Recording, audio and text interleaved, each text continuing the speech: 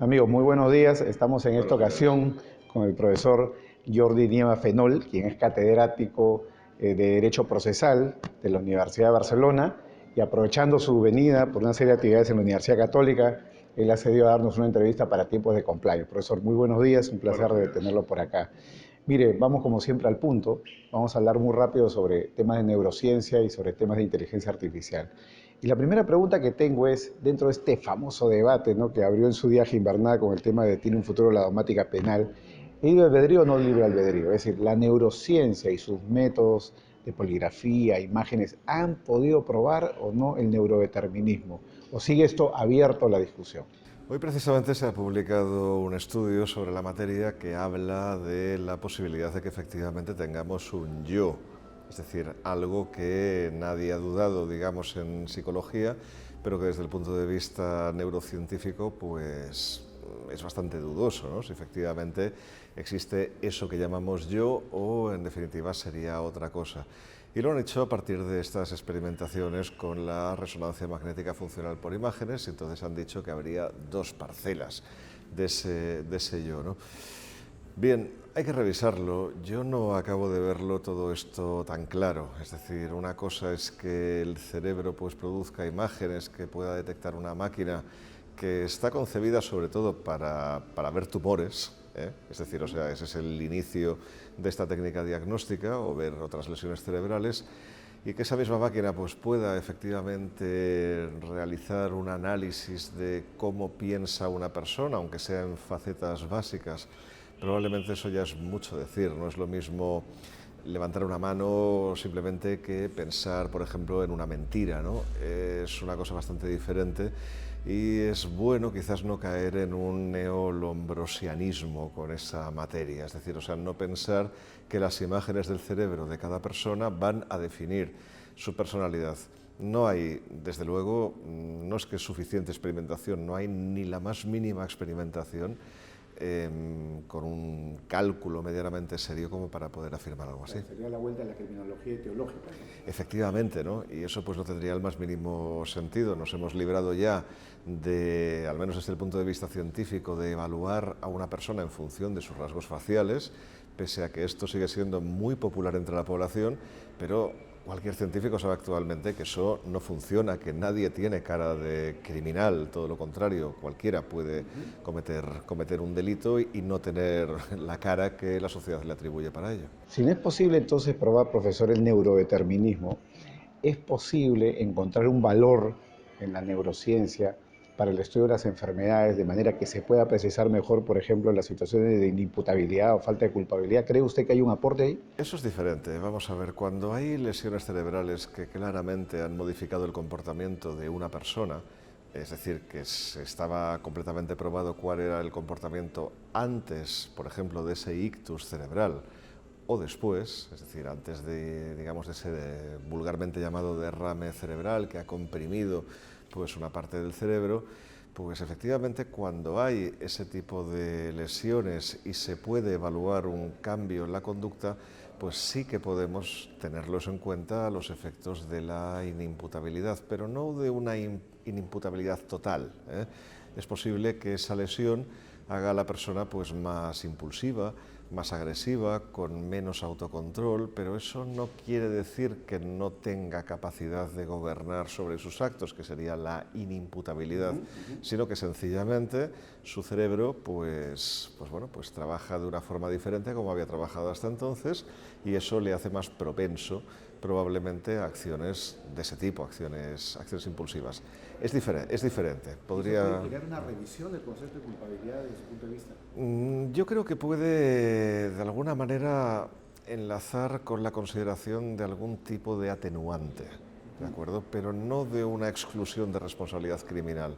De algún tipo de atenuante probablemente sí, sobre todo porque es cierto que la persona no tiene la culpa de ser más impulsiva, pero la decisión última de realizar una determinada actuación que el sujeto conscientemente sabe perfectamente que es delictiva, esa decisión es de ese sujeto y por tanto, por mucho que propenda más a esa situación, eso no quiere decir que no sea capaz de no cometer el delito, que sería la inimputabilidad. Estamos hablando de dos cosas distintas. Profesor, hablemos ahora del test de poligrafía o el test de veracidad, ¿no? La famosa onda P300. Usted en sus trabajos dice que esto a lo más nos permitiría saber si la persona cree que está diciendo la verdad o no. Claro, eso no significa que la esté diciendo. Al final, ¿cuál es el valor entonces de la poligrafía dentro del proceso penal y engarzando con lo que es su especialidad? Bien, el valor de la onda P300, bueno, el de la poligrafía, el del antiguo polígrafo que se está empleando pues desde principios del siglo XX, no tiene ningún valor. Fue completamente rechazado desde el punto de vista científico a principios del siglo XXI y por tanto ahí no hay nada más que hablar, ¿no? Por mucho que todavía se siga utilizando incluso en algunas empresas o algunos políticos exhiban la posibilidad de pasar por el polígrafo a sus candidatos para que la gente se fíe de ellos. Eso es una estupidez, naturalmente, ¿no? Pero el tema de la onda P300 o P400 es un tema que parecía en un principio más científico porque estaba asentado en la detección de una onda que efectivamente se detecta a través de un electroencefalograma. Esto es cierto. Ahora, otra cosa es que la activación de esa onda obedezca efectivamente al hecho de que el sujeto esté presenciando algo que ya conocía y diga que no conoce, que es cuando revelaríamos una mentira. Eso, por mucho que se hizo experimentación al respecto y como ocurre, por desgracia en estos casos, en ocasiones, hubo quien efectivamente dijo que sí, que efectivamente esto iba a cambiar completamente la valoración de las pruebas en el proceso penal. Lo cierto es que los resultados finales han sido completamente decepcionantes y no se puede en absoluto afirmar que la P300 sirva para algo. Es más, se puede afirmar muy tranquilamente que no sirve absolutamente para nada en el ámbito procesal penal. Profesor, pensando en el futuro, supongamos que de acá a 10 o 20 años la neurociencia y las técnicas por imágenes evolucionan y nos dan mejores grados de certeza científica. Un tema que usted trabaja, el valor o el límite constitucional. El Estado puede obligar al individuo a hacerse una prueba, por ejemplo, de poligrafía, o hacerse una prueba neurocientífica para llegar a conclusiones dentro del proceso penal, o eso ya implica la destrucción de la personalidad. Claro, supongamos que funciona esta prueba, que ya es bastante suponer, pero supongamos que en un futuro, el futuro científico no está escrito, por tanto, supongamos que efectivamente eso se puede hacer y a través de una de estas pruebas pues conseguimos una especie de ciudadano transparente, ¿no? Efectivamente, de que podemos leer su mente, ¿no? A partir de ahí esa prueba sería obligatoria. Pues claro, hay tratadistas, incluso algún procesalista norteamericano, Estados Unidos, que ha dicho que sí, que bueno, que al fin y al cabo, pues las reticencias que habría con esto son las mismas que hubo en su momento con la prueba de ADN o incluso con el análisis de sangre de otra naturaleza, pero que actualmente pues esto no tiene ningún problema. Y yo, vamos, niego completamente esa conclusión, porque desde luego el cerebro de una persona no es su orina ni su sangre, es una cosa muchísimo más seria. Y a partir de ahí no puede ser que situemos a un sujeto en un proceso sin ninguna posibilidad de defenderse, porque más allá de que sepamos que miente o dice la verdad, es importante elaborar un relato de hechos que no solo depende de su declaración, porque incluso un criminal, cuando comete un delito, tiene su visión de las cosas. Y esa visión, ese relato que él ha percibido no tiene por qué coincidir exactamente con la realidad. Esto es algo difícil de entender, pero que cualquiera podrá captar si ha sido alguna vez asaltado, atracado en la calle. Bien, su visión sobre la escena del crimen, pues desde luego será diferente que la visión que tuvo el delincuente o que tuvo un tercero, en cuanto a las circunstancias que rodearon aquello, en cuanto a la posibilidad, en definitiva, pues de escapatoria, en cuanto a la situación amenazante, que es absolutamente fundamental para entrar en la consideración del delito, y eso es muy importante, y eso no va a depender solamente de leer el cerebro de una persona, porque su cerebro nos puede engañar a pesar de que él esté convencido de decir la verdad. Por tanto, esa prueba no creo que se pudiera hacer de manera indiscriminada, de manera que a partir de ahí, pues los guiones de las sentencias, el relato de la sentencia, los hiciera el cerebro del reo. No, eso no tendría ningún sentido, ni desde el punto de vista de la protección de sus derechos, ni desde el punto de vista de la auténtica averiguación de la verdad en el proceso, que es su finalidad principal. Claro, y aparte, digamos, de la protección constitucional que nos puede otorgar el libre desenvolvimiento de la personalidad, el derecho a la libertad, ¿Hay una vinculación para usted con el tema Nemo Tenetur como garantía procesal? No te puedo obligar a hacer esa prueba porque sería violatoria el Nemo Tenetur, o sea, sería una protección secundaria. No, yo creo que es una protección primaria, es decir, el Nemo Tenetur fue una protección frente a las torturas de los organismos de seguridad que ha habido pues, de una forma u otra en todas las épocas y más concretamente en el último siglo y medio de los cuerpos policiales, ¿no? Eso tuvo un recorrido y ahora mismo pues, estamos en otra dimensión o podemos llegar a otra dimensión en el futuro, es decir, en una situación en la cual no haga falta torturar a nadie para saber lo que tiene realmente en la cabeza, para saber cuál es su pensamiento. Claro, ahí yo creo que el Nemo Tenetur naturalmente que hay que aplicarlo exactamente igual, precisamente por lo que hablaba antes de la protección del derecho de defensa y también por una cosa mucho más generalizada, sea uno criminal o no, lo que no podemos estar es en un estado en el cual el Estado, con el poder enorme que tiene, controla nuestros cerebros. De esa manera, nuestra entidad como ciudadanos individuales deja de existir y la situación simplemente no es democrática, efectivamente. Profesor, y hablemos ahora de un futuro también relativamente próximo, que es el tema de la inteligencia artificial. Hay 4 inteligencias artificiales o 5 según las clasificaciones que se tengan. Finalmente se propone una evolución hacia la singularidad y, por ejemplo, en Estonia hay un proyecto piloto que se ha revelado en los últimos meses, donde el Estado dice que va a utilizar la inteligencia artificial para poder sentenciar casos menores. ¿Eso es posible? ¿Eso es viable? ¿Se respetan las garantías procesales tal y como las concebimos en este momento? Bueno, una cosa es, como ocurre con las noticias de los descubrimientos médicos, de curas médicas, una cosa es lo que dice la prensa y otra cosa es la realidad de lo que realmente aportan, ¿no? Vamos a ver, la inteligencia artificial puede juzgar casos pequeños, sí. Estamos hablando de como hacer contratos también, ¿no? Pequeños, sí, también. Claro. Si son contratos en serie o reclamaciones de cantidad que siempre son exactamente iguales o desahucios, por ejemplo, pues claro, evidentemente estamos hablando de procedimientos que ya son reiterativos en los juzgados actuales y en los que el juez interviene verdaderamente muy poco, simplemente hay que acreditar un par de cosas y ya está, ¿no? Eso lo podría hacer perfectamente una máquina porque nadie notaría la diferencia, es decir, eso se va a poder hacer y estoy completamente seguro de que se hará. Otra cosa completamente distinta son los casos que se salen de esa habitualidad, ¿no? Esos, evidentemente, pues hay que juzgarlos, ¿no? Hay que practicar pruebas sobre los mismos, es decir, son bastante más complejos y ahí yo no veo una potencialidad clara de la inteligencia artificial para decidir los casos. Ojo, para ayudar a decidirlos sí, pero no para decidirlos.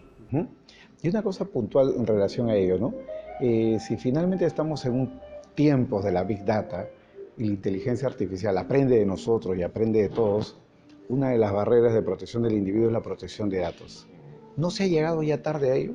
Lo digo porque hoy día todos estamos escaneados en cierto modo por diferentes bases de datos del Estado, bases privadas, redes sociales. Lo que no hay es lo que algunos denominan la identidad digital autosoberana, ¿no? La posibilidad de reunirlas todas en una y poderlas autoadministrar. Eso no existe, pero está la información repartida en el aire, ¿no? ¿Ha llegado tarde la protección de datos a Europa o no ha llegado tarde? Estamos todavía a tiempo de poder poner ahí un límite. No, la protección de datos ha llegado desde hace ya un tiempo, pero digamos que ha llegado tarde en relación con los avances tecnológicos que existen en este momento. Es decir, por ejemplo, la cantidad de información que manejan ahora mismo Google o Facebook es simplemente indecente. Y lo que hacen con ella es más indecente todavía, es traficar, es ganar dinero con nuestros datos personales. Yo creo que el futuro no está tanto en un control de esos datos de manera que las compañías no puedan acceder a ellos, porque eso sería poder poner puertas al campo, van a acceder igual, pero sí que hay que tener un control en el uso de esos datos. Es decir, hasta ahora la legislación yo creo que se ha preocupado mucho de ese control de los datos, ¿no? De que se protejan esos datos, ¿no? Y se ha ocupado ineficazmente, generando a las empresas, al menos en Europa, una burocracia perfectamente inútil, que no sirve para nada, incluso que ha generado algunas multas en algunas empresas.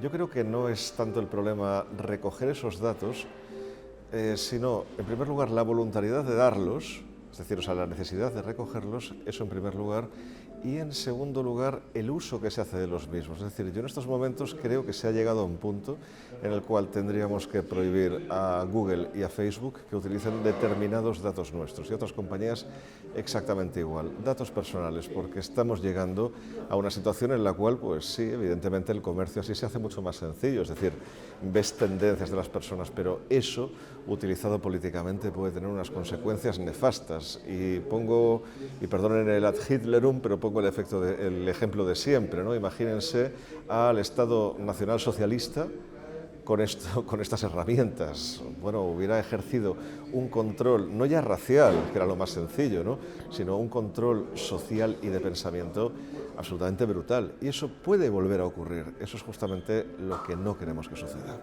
Y una cuestión final, profesor. Identidad digital. La identidad digital implica, desde el punto de vista constitucional o filosófico, una transformación del concepto de identidad que normalmente está vinculada a la cuestión biológica, a la cuestión, digamos, facial. La identidad digital que implica, digamos, la información que uno tiene desperdigada, donde se conoce lo que uno decide, lo que uno hace, lo que uno prefiere. Esa información implica una transformación del concepto de identidad desde el punto de vista constitucional. Probablemente lo que haga será completar ese concepto de identidad, es decir, al final lo digital lo que hace es captar con mayor perfección los datos que ya tenía el Estado hasta ahora de nosotros, ¿no? O sea, y si hasta ahora pues tú para localizar a una persona podías ver una foto y tenías que ver pues quién se parece a esa persona, ahora mismo ya tenemos inteligencia artificial que se encarga de escanear esas fotos y de identificarte en las situaciones más variopintas, o te pongas barba o no te la pongas, o cambies de peinado o te quedes exactamente igual, ¿no? Claro, evidentemente eso lleva a un control superior sobre nuestras personas a través de nuestra identidad, y cuanto superior es la posibilidad de control, mayor tiene que ser la necesidad de protección del ciudadano. Claro, como dice el profesor Harari en el libro Homo Deus, no es posible predecir el futuro, pero sí se puede ver cuáles son las líneas. ¿Cuáles son las líneas de la inteligencia artificial en el proceso penal? ¿Tendrá alguna utilidad para usted? ¿No la tendrá? Sí, no se puede predecir el futuro y no sabemos lo rápido que va a ir, porque depende también del surgimiento de figuras que hagan que avance, y eso pues no ocurre siempre, ¿no? Es decir, si Einstein no hubiera nacido, probablemente no sabríamos lo que es a día de hoy la relatividad general y seguiríamos trabajando con las leyes de Newton, ¿no? No lo sé. Y eso también, lógicamente, puede ocurrir en materia tecnológica. Yo creo que la inteligencia artificial no es que vaya a ayudar al proceso penal, ya le está ayudando, pero hay que tener mucho cuidado en para qué. Vuelvo a decir lo que decía antes, la inteligencia artificial no puede dictar sentencias. Puede parecer que las dicta, pero no puede dictarlas. Puede ayudar a dictarlas planificando la prueba, estableciendo escenarios de cómo pueden haber sucedido los hechos, dándole al juez algunas opciones de posibles relatos del proceso, pero otra cosa distinta es que a partir de ahí el juez se relaje y dependa completamente de estas herramientas para realizar su labor. Eso es lo que no debiera ocurrir. Eso es lo que no debiera ocurrir. Es decir, es como si vamos a un restaurante y, lógicamente, en el restaurante, para ayudarnos a escoger, pues nos ponen una carta en la cual nos destacan una serie de platos, pero nosotros siempre tenemos la opción de irnos a los platos no destacados o incluso pedir algo diferente en el restaurante, que probablemente con los materiales que tienen también nos pueden cocinar. Bueno, pues esto es exactamente lo mismo, son herramientas, pero uno no se puede abandonar a la herramienta, porque es lo mismo que abandonar el botón nuclear a la inteligencia artificial. Eso no lo ha hecho ningún Estado, ni lo va a hacer. Ni lo va a hacer por más que las películas digan lo contrario. No va a ocurrir. Sería una perfecta locura. Tampoco tiene que ocurrir en materia judicial. Muchas gracias, profesor. Y amigos, ha sido todo por hoy en Tiempo de Compliance. Gracias nuevamente. Un placer.